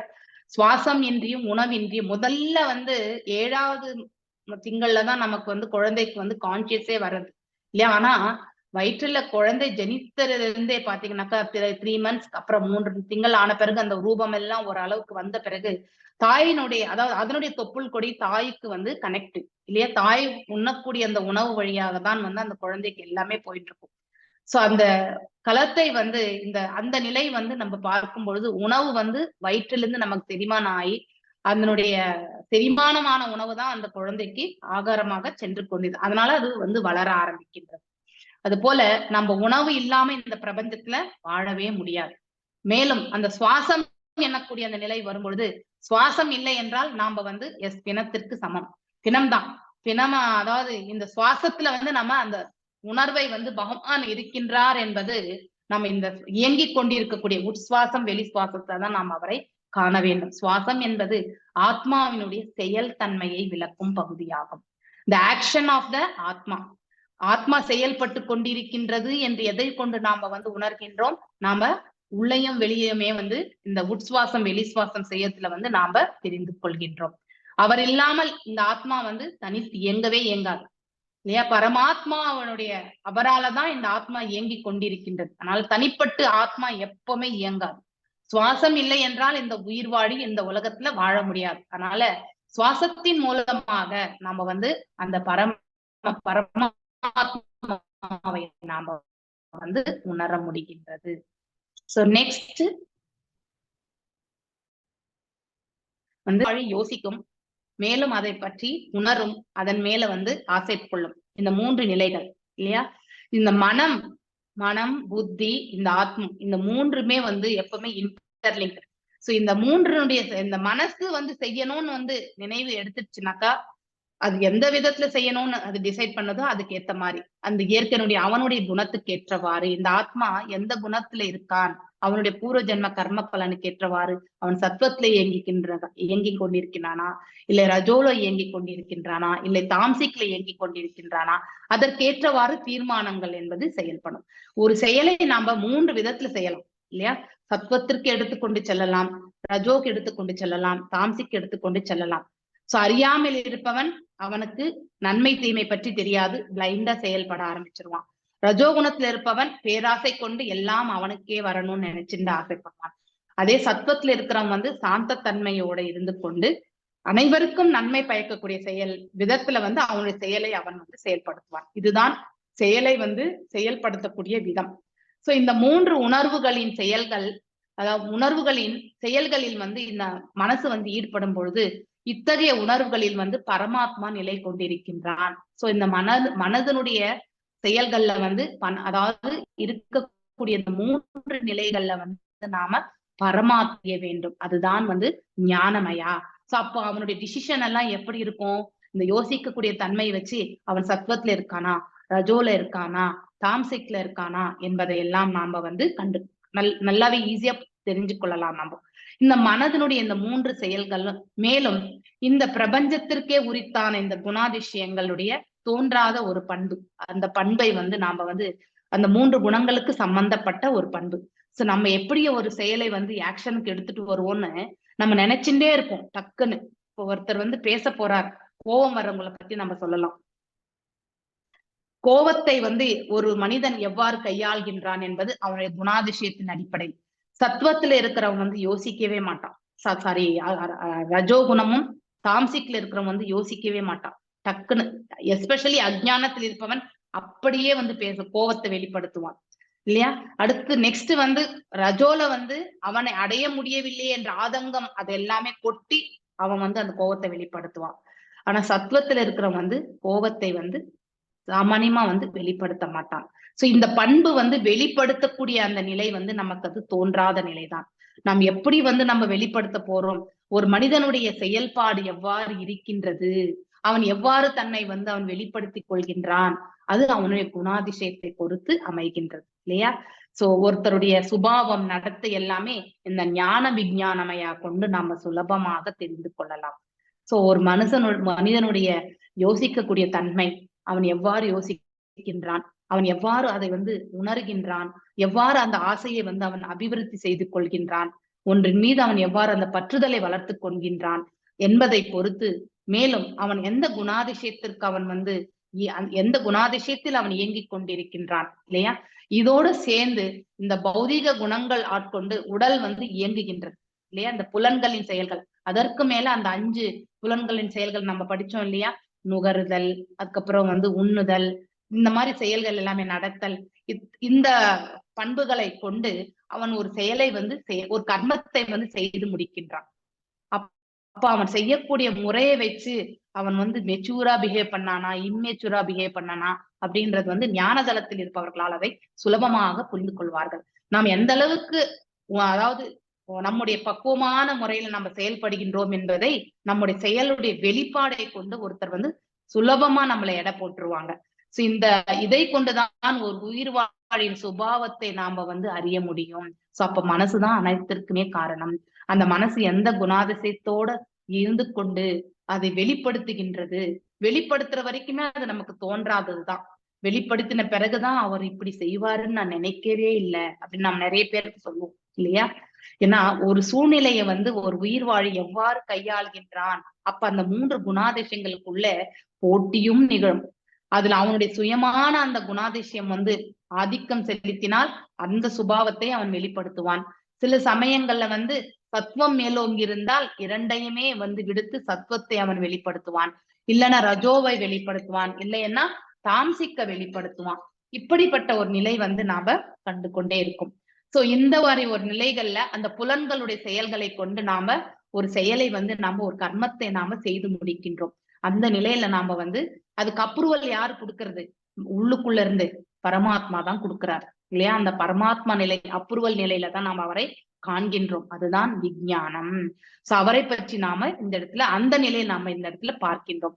மேற்கூறிய இந்த ஞான விஞ்ஞானம் எனக்கூடிய இந்த செயல்கள் எல்லாமே இயற்கையினுடைய 3 குணங்களுக்கு அப்பாற்பட்ட நிலையில் இருந்து செய்தால் சத்துவமும் கிடையாது, ரஜோவும் கிடையாது, தாம்சிக்கும் கிடையாது. அப்படின்னா சுத்த சத்துவ நிலையில் இருந்து கொண்டு ஒருவன் செயல்படுகின்றானோ அதுதான் வந்து சச்சிதானந்த நிலை. இந்த ஆத்மா அந்த சச்சிதானந்த நிலையை தான் அடையணும். அதுதான் பிரம்ம நிலை. அந்த சச்சிதானந்த நிலை அடையும் பொழுது அவன் பேரின்பத்தை அடைகின்றான். இந்த பிரபஞ்சத்திலே அவன் வாழ்ந்து கொண்டிருக்கும் பொழுது இதுவே அவனுக்கு வைகுண்டமா இருக்கும். இந்த பிரபஞ்சத்திலே அவன் வாழ்ந்து கொண்டிருக்கும் பொழுது அவன் பேரானந்தத்தை, அவனுடைய புலன்கள் எல்லாம் திவ்யமானதாகவும் தெய்வீகமான நிலையை அடையும். இந்த கண்கள் தெய்வீகமானதாகும், கேட்பது தெய்வீகமானதா இருக்கும், பேசுவது அனைத்தும் தெய்வீகமான இருக்கும். ஒரு குரு ஆச்சாரியுடைய அவருடைய செயல்கள் எல்லாம் நம்ம பார்க்கும் பொழுது, நமக்கு தூரத்துல இருந்து சில பேர் பார்க்கும் பொழுது ரொம்ப ஒரு மாதிரி தெய்வீகமா இருக்காங்கப்பா, அவர் பேசுறது கூட அவ்வளவு சாந்தம், அவ்வளவு ரொம்ப நல்லா செய்யறாரு. இதெல்லாமே வந்து நம்ம எப்படி உணர்கின்றோம் என்றால் அவர்களுடைய சுபாவம், அவங்க அடைந்திருக்கக்கூடிய நிலையை கொண்டுதான் நாம வந்து புரிந்து கொள்ள வேண்டும். இந்த சச்சிதானந்த நிலை என்பது இந்த ஆத்மா அடையக்கூடிய நிலை. பகவான் எப்பொழுதுமே அந்த சச்சிதானந்த நிலையில தான் இருப்பார். சத் என்றால் அதாவது நித்தியம், அதாவது எப்பொழுதும் இருக்கக்கூடியது, உண்மை என்று பொருள் இல்லையா? சித் என்றால் ஞானத்தை பற்றி சொல்வது. ஆனந்தம் என்பது ஹாப்பினஸ் கிடையாது, பிளிஸ் இங்கிலீஷ்ல சொல்லணும்னாக்கா. தமிழ்ல சொல்லும் பொழுது ஆனந்தம் என்பது சந்தோஷம் கிடையாது, அது பேரானந்தத்தை குறிக்கின்றது. ஓகே, சோ இந்த 5மே தான் நம்ம வந்து பரமாத்மாவுடைய நிலையாக, அதுதான் பிரம்ம புச்சம் என்று சொல்லப்படுவது. ஓகே. சோ உங்களுக்கு இப்போ 13வது அத்தியாயத்துல வந்து 24 பண்புகளை பற்றி நான் சொன்னேன். அதோட ஹரே ஹரே கிருஷ்ணா. கிருஷ்ணா. எஸ், சொல்லுங்க மாதாஜி. அந்த 8.3ல தான் இருக்கு மாதாஜி. Yes. 8.3 நான் இப்ப இது நான் 8.3 இது. ஆனா இது இங்க இருந்து நான் அங்க வரைக்கும் போயிட்டேன் நான். ஓகே, 13வது சாப்டரையும் நானு அதாவது 13வது சாப்டர்ல உங்களுக்கு என்ன கான்செப்ட்ஸ் வேணுமோ அது அத்தனையுமே உங்களுக்கு இதெல்லாமே நம்ம அந்த பண்புகளை கண்டிப்பா தெரிஞ்சுக்கணும். 24 பண்புகள், 5 கர்மேந்திரியங்கள், 5 ஞானேந்திரியங்கள், 5 புலன்களுடைய செயல்கள். ஓகே, மனசு இல்லையா, 16 ஆச்சு. 17 வந்து புத்தி, அடுத்து 18 வந்து அகங்காரம், அதுக்கப்புறம் தோன்றாத அருவத்தினுடைய ஒரு பண்பு வந்து 19 ஆயிடுச்சு. அதோட பஞ்சமகாபூதங்கள் கலந்து 24. சோ இந்த 24மே வந்து ஜடத்துக்கு சம்பந்தப்பட்டதுதான். இந்த பௌதிக மெட்டீரியல் எனர்ஜி, இந்த பௌதிக இயற்கைக்கு சம்பந்தப்பட்டது. ஓகே, அதோட நித்தியமா இருக்கக்கூடிய அந்த ஆத்மா வந்து ஒரு பண்பு 25. அந்த ஆத்மாவை இயக்கி கொண்டிருக்கக்கூடிய பரமாத்மா இன்னொரு பண்பு. டோட்டலி 26. யாருக்காவது ஏதாவது டவுட் இருக்கா? இதை தெரிஞ்சுட்டீங்கன்னாக்கா ஈஸியா பரமாத்மாவுடைய நிலைகளே நாம இந்த உடல்ல பார்த்தோம். அது பிரம்மபுச்சம். இது 2 தான் உங்களுக்கு டஃப் கான்செப்ட்ஸே உங்களுக்கு வந்து எதுல 13வது அத்தியாயத்துல வர்றது. ஓகே, சோ இப்ப நாம இந்த 8 வார்த்தைகளை பற்றி நாம இந்த இதுல பார்க்க போறோம். 19 என்னன்னு தெரியல மாதாஜி.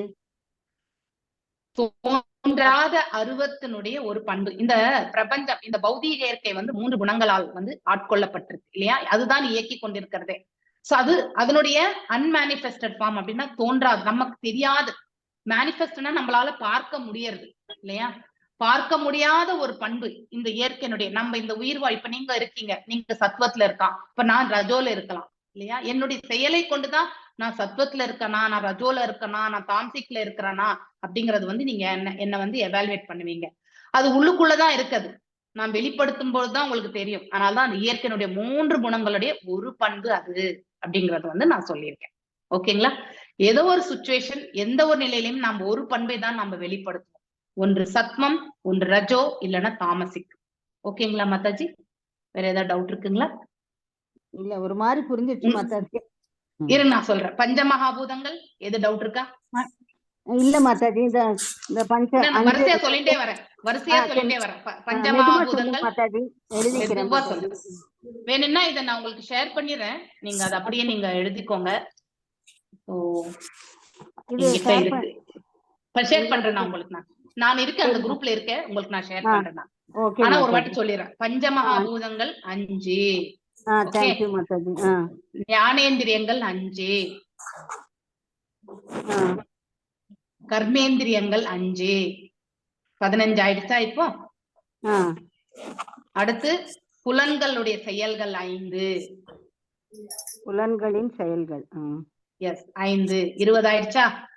சோ அந்த 20 ஆன பிறகு இதெல்லாமே வந்து நம்ம அதாவது இந்த பிசிக்கல் ஸ்ட்ரக்சர்ல நம்ம இதெல்லாம் பாக்குறோம். இது வந்து ஸ்தூலம் இல்லையா. அதுக்கு அடுத்து சூக்ஷ்மம். சூக்ஷ்மம் என்பது நம்ம கண்ணுக்கு புலப்படாது இல்லையா. சோ புலப்படாது இது எது? மனசு. மனசு நமக்கு புலப்படுதா? கிடையாது. நம்ம கண்ணால பாக்குறோமா? கண்டிப்பா கிடையாது. புத்திய நம்ம கண்ணால பாக்குறோமா? இன்டெலிஜென்ஸ கண்டிப்பா பாக்குறது கிடையாது இல்லையா. அகங்காரம் நமக்குள்ளேயே இருக்கக்கூடிய ஒரு பண்பு தான். ஓகே, அடுத்து வந்து அகங்காரம் 3வது. 4வது வந்து ஒவ்வொரு உயிர் வாழியுமே ஒரு குணத்தினோட வந்து இணைந்திருப்பார்கள். அவங்களுடைய குணாதிசயத்தை வெளிப்படுத்தும் பொழுதுதான் அவங்க அது சுபாவமாக தெரியும். அது உள்ளுக்குள்ள அது உறைந்துதான் இருக்கும். அந்த பிரதானா என்று சொல்றீங்க இல்லையா, அதுவும் வந்து சூக்ஷ்மத்திற்கு சம்பந்தப்பட்டதுதான், வேற எதுவுமே கிடையாது. இந்த தோன்றாத 4வது வந்து இந்த பிரபஞ்சத்திற்கு உரித்தான 3 குணாதிசயங்களுடைய தோன்றாத ஒரு பண்பு நம்ம எடுத்துக்கணும். ஓகே, நம்ம ஒரே ஒரு பண்புக்கு தான் நம்ம செயல்படுவோம். ஒன்று சத்வத்திலேயோ இல்ல ரஜோலியோ இல்ல தாம்சிக்லயோ. அதனால்தான் ஒரு பண்பை நாம எடுத்துக்கிறோம். ஓகே, அது தோன்றாத நிலையில இருக்கக்கூடிய தன்மை அப்படிங்கறத வந்து நாம தெரிந்து கொள்ளணும். சோ இது வரைக்கும் உங்களுக்கு என்னாச்சு? 4 ஆச்சு. இது எல்லாமே சூக்ஷ்மம். அப்படின்னா ஸ்தூலம் சூக்ஷ்மம்னா என்ன அப்படின்னாக்கா, கண்ணால பாக்குறது ஸ்தூலம், கண்ணால பார்க்க முடியாதது வந்து சூக்ஷ்மம். ஓகே, அது புரிஞ்சுதுங்களா? பேசிக் கேட்டகரி நீங்க இப்படி பிரிச்சுக்கோங்க. எதெல்லாம் நம்ம புரியுது கண்ணால மாதாஜி. பார்க்க முடியாதோ அது வந்து சூக்ஷ்மம், தோன்றாதது அப்படின்னு அர்த்தம்.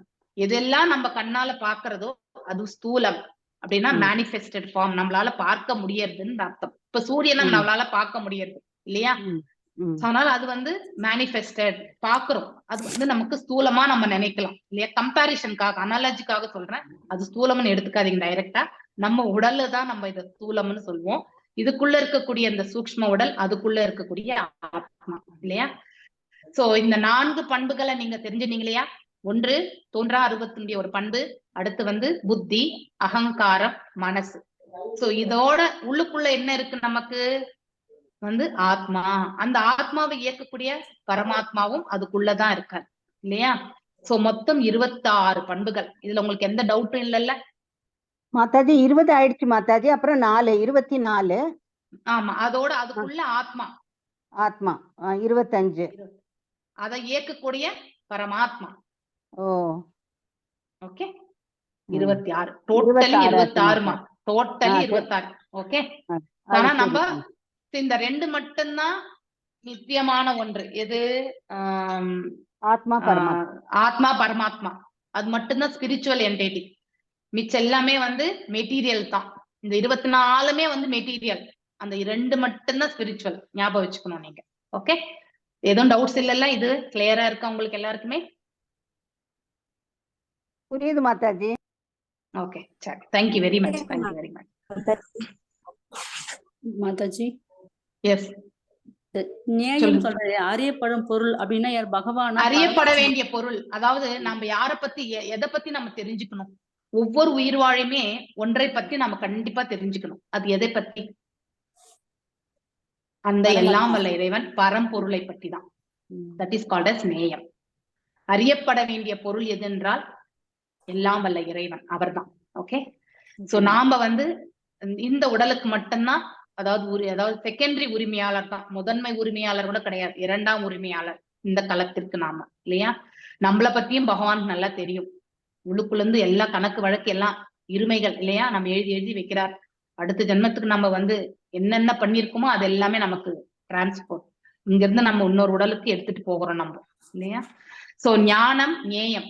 சோ உங்களுக்கு அந்த பிபிடில உங்களுக்கு வந்து நான் வந்து ஈஸியா சுலபமா இந்த 4 ஸ்லோகத்தை முடிச்சிடலாமா மாதாஜி? 3 or 4 நீங்க இதுல சொல்ல வேண்டியது. நானு நீங்க வந்து பர்ஃபெக்ட் மாத்திரம் பாருங்க மாதாஜி, ஃபுல்லா சொல்லணும் இல்லை.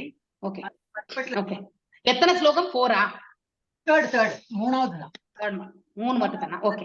வேத அழிவற்ற தெய்வீகமான அந்த உயிர் வாழிதான் பிரம்மன். ஓகே, அதாவது இந்த ஆத்மா தான் பிரம்மனே. அவன் அடையக்கூடிய நிலைதான் பிரம்மன். அதை நாம் தெரிஞ்சுக்கணும். அவனுடைய நித்தியமான அந்த இயற்கை தான் ஆத்தியாத்மம் அல்லது நான். அதாவது நாம அப்படின்னு சொல்றோம் இல்லையா? நான் என்பது எதை குறிக்கின்றது? அந்த ஆத்மாவை குறிக்கின்றது. Action pertaining to the development of the material bodies of the living entities are called as karma. நம்ம இந்த ஜட உடலை வளர்க்கக்கூடிய செயல்கள் தான் கர்மம் இல்லையா? சோ இந்த ஜட உடலை வளர்க்கறதுன்னா இந்த ஜென்மத்தில் நம்ம இப்ப பிறந்துட்டோம். மீண்டும் ஒரு முறை பிறக்கின்றோம் என்றால் அதற்கேற்ற கர்மங்களை நாம் செய்தால்தான் நம்ம வந்து இன்னொரு பிறவி எடுக்கிறோம்னு அர்த்தம். சோ நாம அந்த மாதிரி கர்மங்கள் செய்யாமல் பாவ புண்ணியங்கள் எல்லாவற்றையுமே வந்து, அதாவது இந்த பக்கம் பாவமும் கிடையாது புண்ணியமும் கிடையாது, ரெண்டுமே கிளியர் ஆனா நம்ம மோட்சம் ஆயிடும். சோ மீண்டும் ஒரு ஜட உடல் நமக்கு கிடையாது. சோ அப்படின்னா நம்ம ஆற்றக்கூடிய கர்மங்கள் எல்லாம் வெவ்வேறு உடல்களை நமக்கு ஏற்படுத்தி கொடுக்கின்றது என்றால் நமக்கு வந்து we are developing the material bodies. அநேக ஸ்தூல உடல்களை நாம வந்து ஏற்றுக்கொண்டே இருக்கின்றோம். இப்ப இந்த உடலை ஏற்றிருக்கோம், இந்த உடலை விட்டு மரணித்த பிறகு வேறு ஒரு உடலை ஏற்கின்றோம், அந்த உடலை விட்டு போன பிறகு இன்னொரு உடலை ஏற்கின்றோம். அப்படின்னா நாம செய்யக்கூடிய கர்ம பலன் வந்து பாவ புண்ணியங்களுக்கு ஏற்றவாறு ஒரு உடலை பெற்றுக்கொண்டே இருக்கின்றோம். புரிஞ்சுதுங்களா? எதனால் அதை பெறுகின்றோம்? நாம செய்யக்கூடிய கர்மங்கள் நம்ம பலன்களை எதிர்பார்த்து செய்வதால் இல்லையா? பலன் கருதும் செயல்களுக்காக நாம வந்து கர்மத்தை செய்வதால் நாம வேறு ஒரு உடலை அதாவது எடுக்கிறதுக்கான மார்க்கத்துக்கு நாம விதை அதாவது sowing the seed for that இல்லையா? அதுதான் டெவலப்மெண்ட் ஆஃப் மெட்டீரியல் பாடிஸ். அநேக உடல்களை நாம தரிக்க போகக்கூடிய அத்தகைய செயல்களில் நாம் ஈடுபட்டு கொண்டிருக்கின்றோம். அப்படின்னா அந்த மாதிரி உடல் எல்லாம் நம்ம வந்து பெறாம இருக்கணும்னா என்ன செய்யணும்? சோ 9th சாப்டர்ல நீங்க படிச்சிருப்பீங்க 27th ஸ்லோகம் இல்லையா?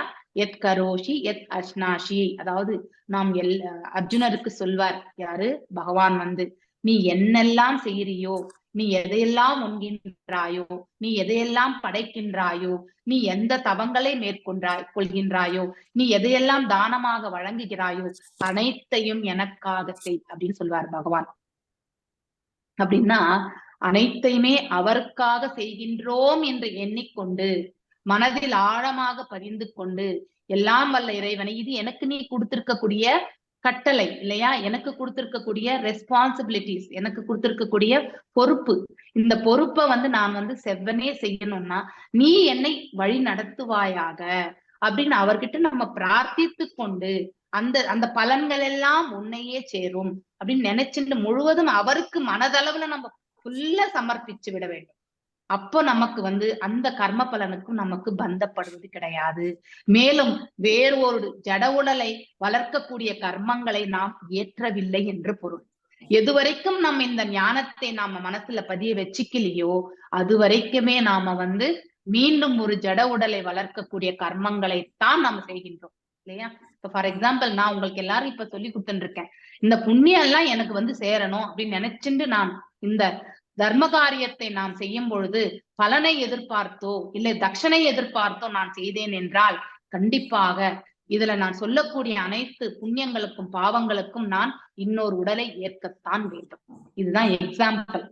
அதே மாதிரி நம்ம அன்றாட நம்முடைய செயல்கள், நம்ம வீட்டுல நான் வந்து ஒரு தாயா இருக்கேன், ஒரு மனைவியா இருக்கேன், ஒரு மருமகளா இருக்கேன், இத்தனை ரோல்ஸ் நம்ம பண்ணிட்டு இருக்கோம் இல்லையா?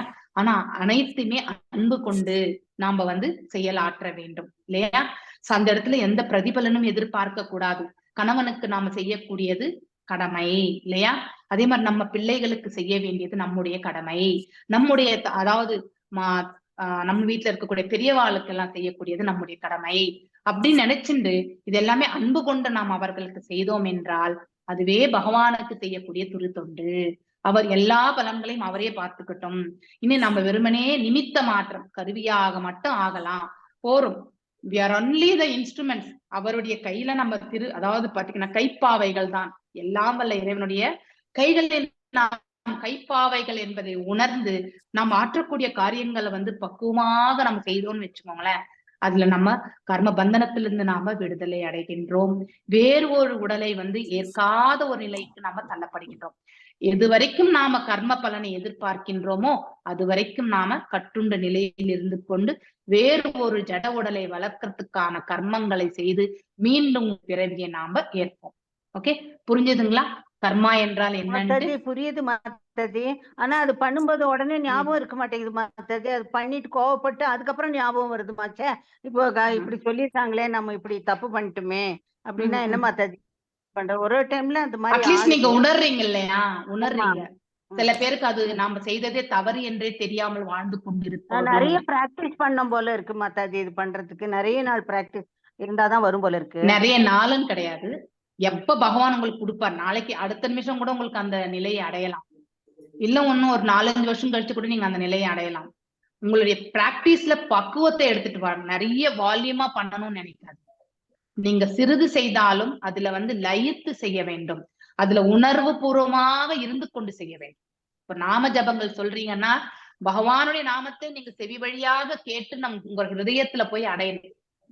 இங்க நீங்க சொல்லக்கூடிய அந்த நாம ஜபம் உங்க காதுக்கு மட்டுமே எட்டினா போதும். அவருடைய பாதங்களை எண்ணிக்கொண்டு நம்ம செய்யணும். இதை செய்தாலே போரும் மாதாஜி, உங்களுக்கு பக்குவம் தானா வந்துடும். அதுல எவ்வளவு ஈடுபாடா செய்யறோம்ன்றதுதான் ரொம்ப முக்கியம் மாதாஜி இல்லையா? சோ ஈடுபாடு இல்லாம நம்ம வந்து நிறைய ரவுண்ட்ஸ் பண்ணா கூட ஒன்னும் பிரயோஜனம் கிடையாது. ஆனா ஈடுபாடோட நம்ம 16 ரவுண்ட்ஸ் பண்றது என்பது மிக மிக உங்களுக்கு அப்பவே உங்களுக்கு உள்ளுக்குள்ள இருந்து சைத்த குருவா இருந்து கொண்டு பகவான் உங்களுக்கு வழி நடத்துவார் கண்டிப்பா இல்லையா? எம்பாடிட் பீயிங்ஸ் அப்படின்னு நாம தான் உடல் கொண்ட ஆத்மா இல்லையா? இந்த இயற்கை இல்லையா, விச் இஸ் கான்ஸ்டன்ட்லி சேஞ்சிங். இந்த உடல் வந்து மேலும் வந்து இந்த உடல் வந்து மாற்றத்துக்கு பிறக்கின்றோம், வளர்கின்றோம், வாழ்கின்றோம் இல்லையா? சிறு பிராயம், அடுத்து வந்து யவ்வனம், அடுத்து வந்து மிடில் ஏஜ், அடுத்து வந்து வயோதிகம், மரணம், இந்த மாதிரி நிலைகள் எல்லாமே இந்த உடலுக்கு வந்து ஏற்படும். இது ஒரு இயற்கை தானே, இதுவும் ஒரு இயற்கை தான். இந்த பிரபஞ்சத்திலயும் வந்து அநேக இயற்கைகள், நம்ம பக்கத்து வீட்டுக்காரு எல்லார்கிட்டயுமே மாற்றங்கள் என்பதை நம்ம பார்த்துட்டு தான் இருக்கோம் இல்லையா? மாதிரி இந்த இயற்கை வந்து மாற்றம் என்பதுதான் ஆதிபூதம் என்று சொல்லப்படுகின்றது. மேலும் நாம தேவர்களுக்கு வணங்க வேண்டிய, அதாவது அவர்களுக்கு நாம கண்டிப்பா மரியாதைகள் செலுத்த வேண்டும். அவர்களுக்கு செய்யக்கூடிய திருத்தொண்டால் அவர்களும் மகிழ்ந்த நமக்கு வந்து அருள் பாலிக்கிறார்கள். மனிதர்களுக்கும் தேவர்களுக்கும் இடையிலே வந்து ஒத்துழைப்பு கண்டிப்பா தேவை. இல்லை என்றால் இந்த பிரபஞ்சத்துல நிம்மதி என்பது இருக்காது. அதனால வந்து இந்த பிரபஞ்சத்துல வந்து அவங்களுக்கு நமக்கு இடையில நடக்கக்கூடிய அந்த ரிலேஷன்ஷிப் தான் வந்து ஆதி தெய்வம் என்று சொல்லப்படும். ஏதாவது டவுட் இருக்கா? மேலும் இந்த ஆதி யஜ்ஞன் என்பவர் யார் என்றால் இந்த பரம்பொருள், எல்லாம் வல்ல இறைவன் இல்லையா?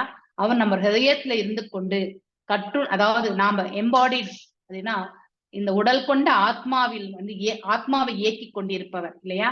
அவர்தான் ஆதி யஜ்ஞன் என்று அதுவும் சொல்லப்பட்டிருக்கு. ஓகே, இந்த இடத்துல கரெக்டா கொடுத்திருக்காங்க. இந்த heart of every embodied being அப்படின்னா உடல் கொண்ட ஆத்மா இல்லையா? அதற்குள்ளே அவர்களுடைய ஹிருதயத்துக்குள்ளே இருந்து கொண்டு அந்த உயிர் வாழி இயக்கி கொண்டிருப்பவர் தான் வந்து இந்த சூப்பர் சோல் பரமாத்மா. அவர்தான் ஆதி யஜ்ஞன் என்றும் சொல்லப்பட்டிருக்கு. ஏதாவது டவுட் இருக்கா மாதாஜி? ஆதி ஆத்மா, ஆதி பூதா, ஆதி தெய்வா, எனி டவுட்ஸ்? ஏதாவது டவுட் இருக்கா மாதாஜி? ஒரு தடவை சொல்லுங்க மாதாஜி. இதுல வந்து பிரம்மன் என்றால் இந்த அதாவது நம்ம ஆத்மாவை தான் குறிப்பது, அவன் அடையக்கூடிய நிலை அது. ஓகே, சோ தன்னுணர்வில் தன்மை உணர்ந்தவன் தான் அந்த ஆத்மா எனக்கூடியவன். ஓகே, அந்த ஆத்மாவை இயக்குபவர் யார்? அந்த பரமாத்மா. அவன் இந்த உடலில் எந்த பாகத்தில் இருக்கின்றால் இந்த ஹிருதயத்தில் இருந்து கொண்டு அவர்தான் யஜ்ஞன், ஆதி யஜ்ஞன் ஆவார். மேலும் இந்த உடலுக்கும் ஆத்மாவுக்கும் இடையில வந்து நடக்கக்கூடிய அதாவது செயல்கள், இந்த மனசு என்ன நினைக்குது, அடுத்து இந்த புலன்கள் எவ்வாறு செயல்படுகின்றது இல்ல, இந்த புலன்கள் எல்லாம் உடலுக்கு சம்பந்தம் தான் இல்லையா? சோ இந்த இரண்டுக்கும் இடையில நடக்கக்கூடிய இந்த செயல்கள் தான் வந்து ஆதி ஆத்மம் என்பது. மேலும் நம்ம இந்த உடல் வந்து பாத்தீங்கன்னாக்கா அநேக பரிமாணங்களை கொண்டது இல்லையா? பிறக்கும் பொழுது குழந்தை, அதுக்கப்புறம் வளர்றோம், சிறு பிராயம், யௌவனம், இந்த மாற்றங்கள் எல்லாம் ஏற்படுகின்றது இல்லையா? வயோதிகம் வரைக்கும், மரணம் வரைக்கும் நம்ம அநேக மாற்றங்களுக்கு உட்பட்டவர்கள். அதுதான் ஆதி பூதம் என்றும். நம்மளை சுற்றியும் இருக்கக்கூடிய நிலைகள், நம்மளும் வந்து நம்ம சுத்தி இருக்கிறவங்களோட வந்து டிபெண்டன்சி தான் இல்லையா? அவங்களுக்கும் நமக்கும் இடையில ஒத்துழைப்பு. நம்ம பக்கத்து வீட்டுக்காரங்கிட்ட நம்ம எப்பவுமே சண்டை போட்டுட்டு இருந்தா அது நல்லா இருக்குமா? கண்டிப்பா நல்லா இருக்காது. நமக்கும் மனசு சஞ்சலம், அவங்களுக்கும் மனசு சஞ்சலம் இல்லையா? இந்த ஒத்துழைப்பு நமக்கு கண்டிப்பாக நம்மளை சுற்றி இருக்கிறவங்களோடு இருக்கணும். அதுதான் ஆதி பூதம். ஆதி தெய்வம் என்பது நமக்கும் தேவர்களுக்கும் இடையில இருக்கக்கூடிய ஒத்துழைப்பு. ஓகே, அதுதான் ஆதி தெய்வம் எனப்படுவதும். ஓகே, சோ இந்த 3 நிலைகளை பற்றி நாம தெரிந்து கொள்ளணும். சோ பரமாத்மாவாய் இருக்கக்கூடியவர் வந்து அவர்தான் ஆதி யஜ்ஞன் என்பதையும் நாம தெரிந்து கொள்ள வேண்டும். ஏதாவது டவுட் இருக்குங்களா? சோ அழிவற்ற அந்த உயிர் வாழிதான் பிரம்மன் இல்லையா? மேலும் அந்த ஜீவனுடைய இயற்கை தான் வந்து நான் என்ன சொல்லக்கூடிய அந்த உணர்வு ஆத்யாத்மம், கண்ட்ரோலர் ஆஃப் த பாடி. இந்த உடலை வந்து நாம கட்டுப்படுத்திக்கிறோமா இல்லையா? கோபம் வந்தா நாம கட்டுப்படுத்துறோம் இல்லையா?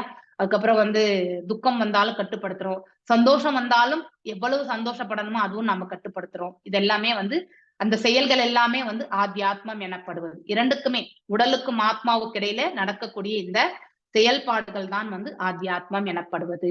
கர்மம் என்பது நாம செய்யக்கூடிய செயல்னால் விளையக்கூடிய ஒரு பௌதீக உடல் தான் வந்து கர்மம். ஓகே, அடுத்து வந்து ஆதிபூதம். இந்த பௌதீக இயற்கையே வந்து ஆதிபூதம். ஏன்னா இதனோடதான் நம்முடைய செயல்கள் எல்லாம் நாம வந்து செயல்படுத்தி கொண்டே இருக்கின்றோம். ஆதி தெய்வம் என்பது எல்லாம் வல்ல அதாவது இறைவன். சோ இந்த பௌதீக இயற்கையில வந்து பகவானை நாம் எந்த ரூபத்துல பார்க்கின்றோம்? விராட் ரூபத்துல பார்க்கின்றோம் இல்லையா? அவர்தான் வந்து ஆதி தெய்வம் கூட. அடுத்து ஆதி யஜ்ஞன் யாரு? நம்ம ஹிருதயத்துல இருக்கக்கூடிய அந்த பரமாத்மா. இந்த ஆதி யஜ்ஞன் எங்க இருக்கார்? ஹிருதயத்துல இருக்கார் இல்லையா? சோ மரணிக்கும் தருவாயில் நாம் எவ்வாறு வந்து பகவானை நினைவில் கொள்வது? மரணிக்கிற வரைக்கும் கூட நாம் அவரை நினைத்து கொண்டுதான் இருக்க வேண்டும். இன்றைக்கு ஒரு நாள் நினைச்சிட்டு நாளைக்கு நினைக்காம போனா மரணிக்கும் தருவாயில நம்ம பகவானை நினைப்போன்றதுக்கான கேரண்டி எதுவுமே கிடையாது. இட் இஸ் அ பிராக்டிஸ், அன்றாட பயிற்சி. அதனால்தான் நீங்க எல்லாமே நாம ஜபங்கள் சொல்லி கொண்டிருக்கிறீர்கள். இந்த 8ம் புரிஞ்சுதான் உங்களுக்கு? Any doubts?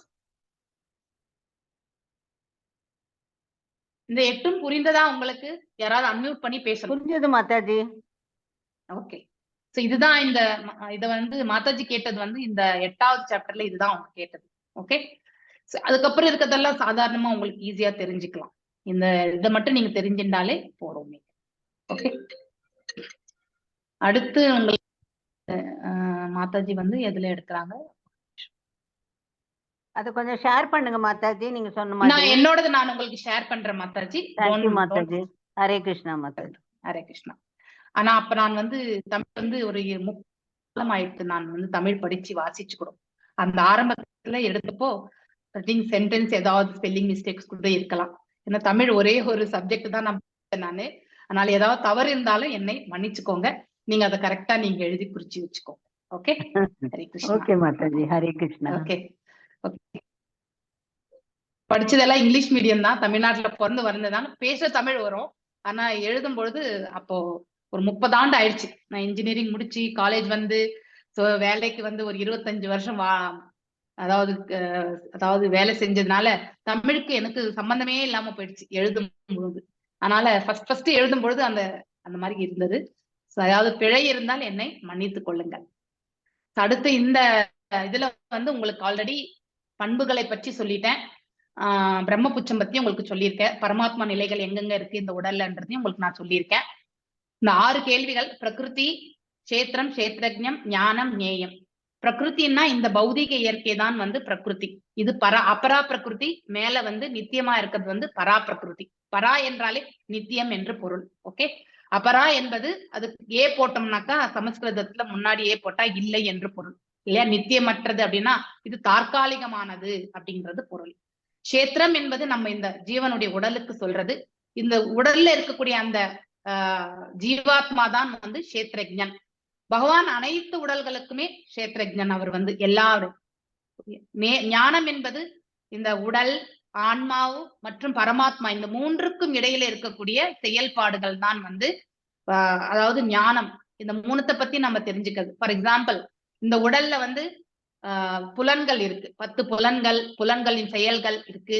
அதோட சூக்ஷ்ம உடல், மனசு, அது புத்தி, அடுத்து வந்து அகங்காரம், இது எல்லாமே வந்து செயல்படுகின்றது. இந்த ஆத்மா நினைக்கிறத வந்து இந்த புலன்கள் எல்லாம் செயல்படுத்தும் பொழுது உள்ளுக்குள்ள இந்த பரமாத்மா அதுக்கு அப்ரூவல் கொடுக்கிறார் இல்லையா. சோ நம்ம எந்த குணாதிசயத்தோடு இருந்து கொண்டு ஒரு தீர்மானத்தை மேற்கொள்கின்றோமோ, ஓகே உனக்கு இதுதான் பிடிக்குமா, ஓகே செய் அப்படின்றது அந்த அப்ரூவல் வந்து உள்ளுக்குள்ள இருந்து வரும். இந்த செயலை எவ்வாறு செய்வதற்கான சுதந்திரம் மட்டும்தான் நமக்கு உண்டு. ஆனால் அப்ரூவல் எல்லாமே பகவான் கொடுப்பார். அதுதான் வந்து அதை பற்றி தெரிந்து கொள்வது ஞானம். எல்லாம் வல்ல இறைவனை பற்றி அந்த பரம்பொருளை தெரிந்து கொள்வது நேயம் என்று சொல்லப்படுகிறது. ஏதாவது டவுட் இருக்கா? இந்த 6மே வந்து 6 பத்தி தான் நீங்க இந்த சாப்டர்லயே படிப்பீங்க. ஓகே. வேற ஏதாவது டவுட்ஸ் இருக்குங்களா? ஹரே கிருஷ்ணா.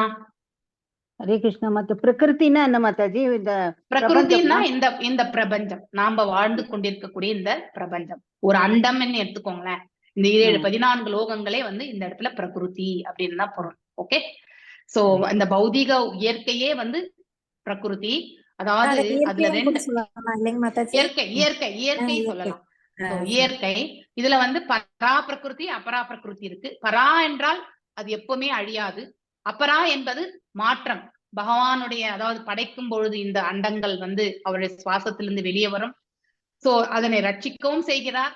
மேலும் வந்து அழியும் அதாவது பிரம்மருடைய ஆயுட்காலம் முடியும் பொழுது எல்லாம் அவருக்குள்ளேயே சென்று அடங்கியும் முடியும். அது எவ்வாறுனா அவருடைய உட்சுவாசம் போகும் பொழுது எல்லாம் அவருக்குள் சென்று அடங்கிவிடும். ஓகே. சோ மகா பிரளயம் வரும் பொழுது, பிரம்மருடைய 100 ஆண்டுகள் வரும் பொழுது, முடியும் பொழுது எல்லா அண்டங்களும் பகவானுக்குள்ள போய் அதாவது உள்ள நிறுந்துரும். சோ இதுதான் வந்து நம்ம தெரிஞ்சு கொள்ள வேண்டியது. ஏதாவது டவுட்ஸ் இருக்குங்களா? வேற ஏதாவது? மாதாஜி புருஷானா பரமாத்மா தானே? எஸ், இஸ் தி ஒன்லி புருஷா. நாம இந்த உடலுக்கு செகண்டரி புருஷா, அவ்வளவுதான். புருஷா means he is the only person. Okay. கஷேத்ரா இஸ் தி பாடி, கஷேத்ரஜ்ஞா வந்து ஆத்மா, ஞானம்ங்கிறது இப்ப நீங்க சொன்னீங்களே நம்ம கடவுள் எப்படி இந்த உடல் ஆன்மா. எஸ், உடல் ஆன்மா இந்த 2மே இடையில செயற்பட, அதாவது ஒரு செயலை செய்யணும்னு அவங்க தீர்மானம் எடுத்து அதை எக்ஸிக்யூட் பண்ணும் பொழுது உள்ளுக்குள்ள இருந்து பரமாத்மா ஓகே செய் அப்படின்னு நினைக்கிறோம் இல்லையா. அந்த அப்ரூவல் வந்து கொடுக்கறது வந்து பரமாத்மா. இந்த 3மே இந்த 3க்கு இடையில இருக்கக்கூடிய சம்பந்தம் தான் வந்து ஞானம். ஓகே. அறியப்பட வேண்டிய பொருள் தான் நேயம். சோ நாம் யாரை பத்தி தெரிஞ்சுக்கணும்? எல்லாம் வல்ல இறைவனை பற்றி தான் நம்ம தெரிஞ்சு கொள்ளணும் இல்லையா? அந்த பரம்பொருளை பற்றி. சோ அதுதான் நேயம் எனப்படும். ஏதாவது டவுட் இருக்குங்களா மாதாஜி? வேற ஏதாவது? இல்ல ஐ மாதாஜி. திங்க் ரிமைனிங் என்றால் ஐ மாதாஜி. திங்க் மாதாஜி, ரிமைனிங் இந்த எல்லாம் மாதாஜி உங்களுக்கு சொல்லிடுவாங்க. ஓகே மாதாஜி, ஹரே கிருஷ்ணா மாதாஜி. இந்த ஹரே கிருஷ்ணா. பீஷ்மர் வந்து அம்பு படுக்கையில இருக்கும்போது தானங்க மாதாஜி விஷ்ணு சகஸ்ரநாமம் சொன்னாருங்க மாதாஜி. எஸ் ஆனா எஸ் அந்த எஸ் தொகுத்து எழுதுனது வந்து வியாசருங்களா Mataji? Yes yes yes Mataji, Hare Krishna Hare Mataji. Krishna Hare Krishna Hare Krishna. Mataji, okay Hare Krishna. Yes 8.3 பார்த்துடும் கூட மாதாஜி ப்ளீஸ். 8.3 தான் மாதாஜி சொன்னேன் உங்களுக்கு நானு. ஒரு ஒன் பர்టిక్యులர் இதுல பர்பட்ல வந்து ஸ்டார்ட் பண்ணிருக்கா. சோ தட் ஐ ஓகே ஒரு நிமிஷம் இருங்க. எங்க டவுட்னு சொல்லுங்க, நான் அதை சொல்லிடுறேன்.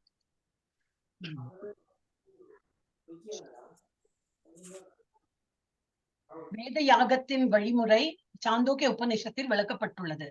யாகசாலையில் 5 வித பொருட்கள் 5 வித நெருப்பில் அர்ப்பணிக்கப்படும். பர்பட்ல 1 2 3rd paragraph.